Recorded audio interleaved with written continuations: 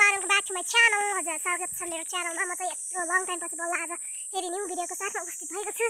म चाहिँ यो लङ टाइम चाहिँ किन आउन पाएन भने मेरो मोबाइल ब्रेकिरहेको थियो, त्यही भएर म भिडियो हाल्न पनि पाएन अनि पोस्ट गर्न पनि पाएन, भ्लग गर्न पनि पाएन, त्यही भएर हाल्न पाएन। त्यही भएर अझै पनि गरेको छैन, मेरो मोबाइल चाहिँ घर छ र यो मेरो मोबाइल होइन, मेरो मोबाइलदेखि म फेरि भिडियो बनाउन गइरहेको छु। आज हामी पर गएर मकै बक्ने अरे हाम्रो पर गएर चाहिँ धेरै बाँदर आउँछ के, बाँदर आएपछि मकै खाइन्छ, त्यही भएर आज यो चाहिँ मेरो इन्टु, यो परन्तु, यिनीहरू चाहिँ मेरो इन्टु र परन्तु।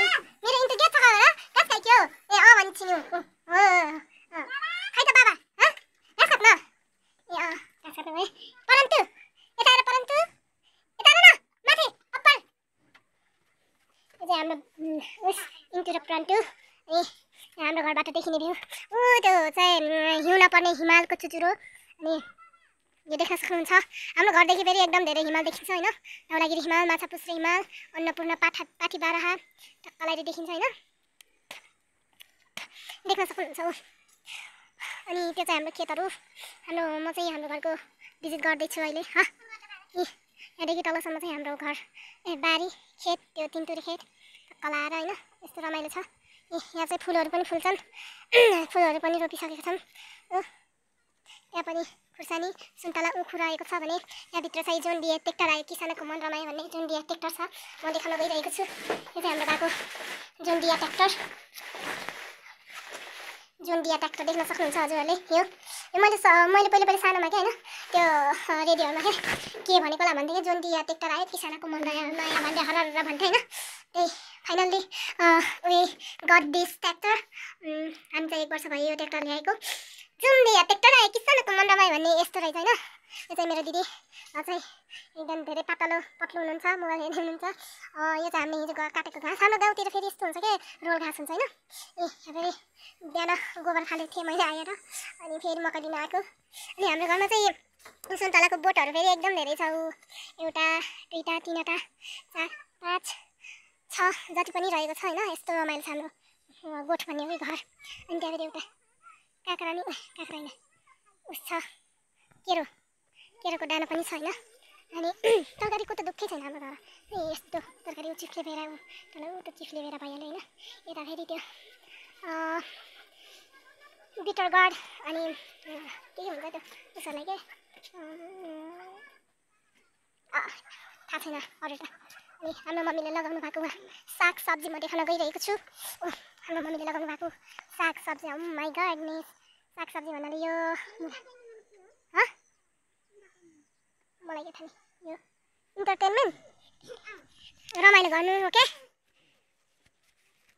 मलाई। म चाहिँ यहाँ ओह्रालै अनि हाम्रो यो साग सब्जीलाई देखाउन गइरहेको छु। हाम्रो घरमा त्यस्तो दुःखै हुन क्या, मेरो मम्मीले यति दुःख गरेर साग सब्जी लगाउनुहुन्छ होइन। यताखेरि मैले अस्ति आएर साग सर्दिएको चाहिँ कस्तो भारी चाहिँ हेर्छु म। ओ माई गडनेस, भर्खर उम्रिँदै छ नि सागहरू। अनि भट्टहरू पनि छन्।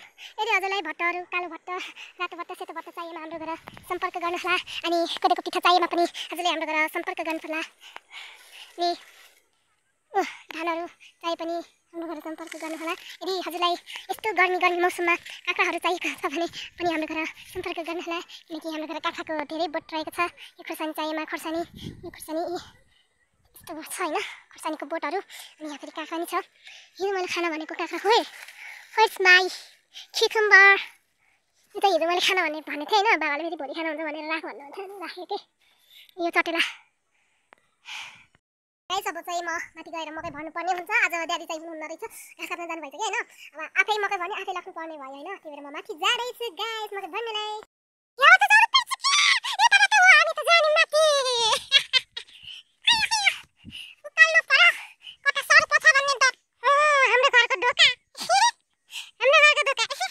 हाम्रो घरको ढोका चाहिँ यस्तो भएको छ।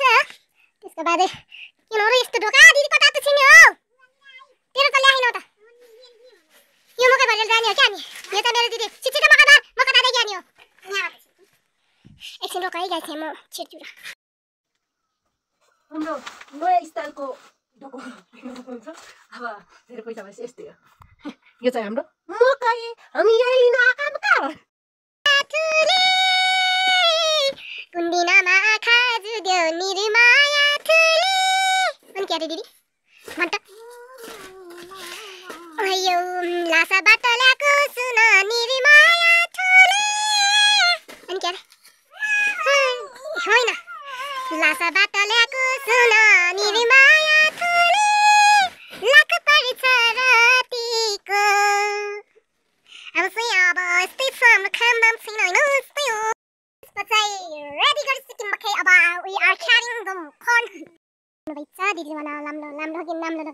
अब हामी एक एक गरेर आयो गाडी बोक्नेछौँ अनि हामी कति बलमान छौँ भन्ने अरू कसैलाई थाहा छैन। आउन उठ न ल ल जाऊ।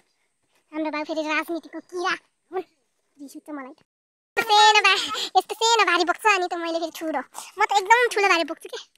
यदि तिमीहरूलाई यस्तै दुःख गर्ने बुढी चाहिएको छ भने यता कल्मी ए मकै थैलोमा बोकेर अब अर्को पर घर जाँदैछौँ। ए के गर्नु ए भगवान् दुःख नगरी खानु रहेन रहेछ यहाँ भगवान्। यता छु है हामी त। दिदी आइ आइ अरे यत्रो भारीसित पनि भिडियो गर्नु परेछ मैले। दिदी यता हेर्न मेरो सानो सानो यता हेर बा ढगा छ छैन ए त्यही भएर पढेर जागी खानुपर्छ क्या के खानु हुन्छ। अब घर लागेको होइन अर्को घर मकै बोकेर यस्तो दुःख गर्नुपर्छ। अनि डिम्पल फेरि बस्न लागेको के मोटाने भने फेरि यहाँ डिम्पल बस्छ मेरो।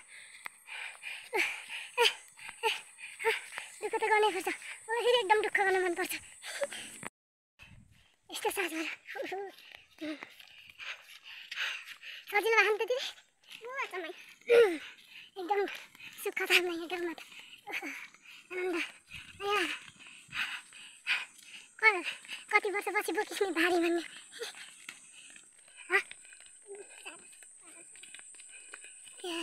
कस्तो आनन्द भएको र